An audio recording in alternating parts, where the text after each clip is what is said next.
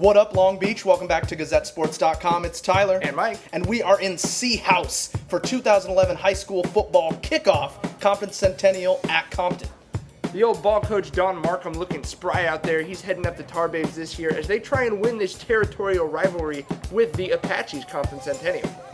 Centennial coming in, they will be facing Tremel Sneed, senior signal caller of the Tar Babes. His squad looks focused and ready to kick off this season, Mike. This clip looks sped up, but it's not. The Apaches just got out there that fast with the return down to the 25 and then the quick punch in to go up by a score. Quick 6-0 lead, and then on the ensuing kickoff, a little bit of a fumble. Not a good way to start the season. Apaches jump on it and they take it right down. This is going to be a pass? Oh goodness, I didn't see that one coming. Neither did Compton. 14-0 early for the men in red. Not good when the receiver's only covered by the referee, but the Tar Babes right back at you. That's right, Andrew Duvea running hard as he tends to do, and then Kitam Ham going around the edge looking for the pylon, and he gets there. That starts off a heck of an evening for him, 14-6, as the Tar Babes start to claw back, and they kept it on the ground, Mike. This is the story of these two teams. I mean, they're both very good running teams. You see Duvea there getting it down close. He knows that's a first down. And then a second helping of Ham, finding the same spot in the end zone? Double it up, double-fisted Ham right there. He goes Ham, it's 14-14. But right back at you, and as you see the celebration of the 1-2 punch for the Tar Babes. Once you got into the second quarter, a little reverse trickeration, and the Apaches were right back at it, building momentum. They would come down and re-extend their lead, as this one just kept going back and forth. Yeah, and misdirection the name of the game for the Apaches, but they can also just kind of run it right at you as they do right there. You see they've got some size on that line. They get in here to take the 20-14 lead. And then right back at you again in the second quarter, holding on to this one, punching it in, 26-14. Tar Babes coming back right at the end of the first half, trying to get some points. The clock is ticking off as we speak. Tremel Sneed looking in the end zone, incomplete.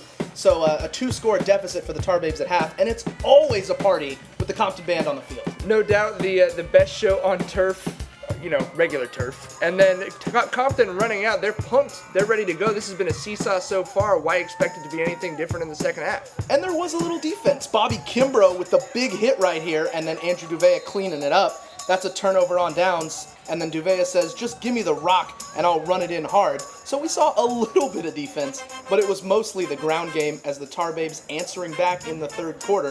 Duvea punching it in here, 26-22 now Apaches. You see Duvea run so hard, he's like one of those guys that blocks for himself, but Ham continued to go ham here in the second half. Look at him just carrying Apaches with him. Just fighting for yards here.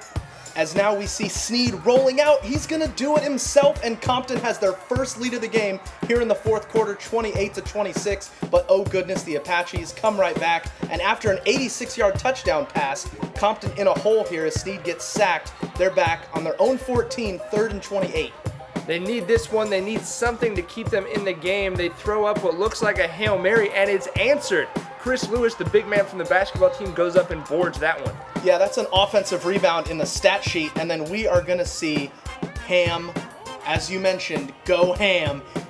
These plays look very similar, Mike, and they keep working. They could not contain him to the outside. Eventually, he's going to find pay dirt right here. They said, Kitam, why don't you go let those Apaches know who you am? Find the outside on the right, and he kept doing it. It's tied up at 34. They're going to go for 2 right now. He's pumping up that lively home Compton crowd. The band was playing. The people were roaring. And here, on the 2-point conversion, looking for the lead, and Duvea punches it in, his second 2-point conversion of the game. It's 36-34, just 90 seconds on the clock. That defense just needs to hold, but boy, that Apache offense gets tricky. Unfortunately, this is the wrong game to ask the defense to hold. More misdirection from Compton Centennial, and they are moving the ball as they had all game. Little swing pass, and look at this collection of moves here, driving it deep into Tar Babe territory.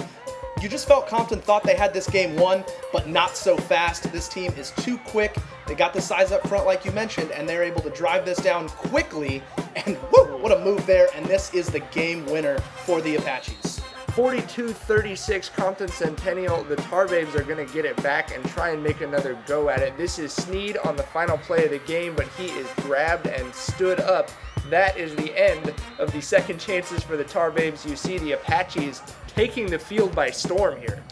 Ham, what a great stat line. 18 carries, 117 yards, and 3 touchdowns. Duvea ran really hard, 17 carries, 128 yards, and a touchdown. For Compton, tough loss, but you know what? This can build character. Next week they go to Sylmar to try to get in the win column. Definitely for the first game under head coach Don Markham, you got to say they showed a lot of positive things. They got to shore that defense up, but the offense looks spectacular. For all that Tar Babes coverage, you keep it right here, GazetteSports.com.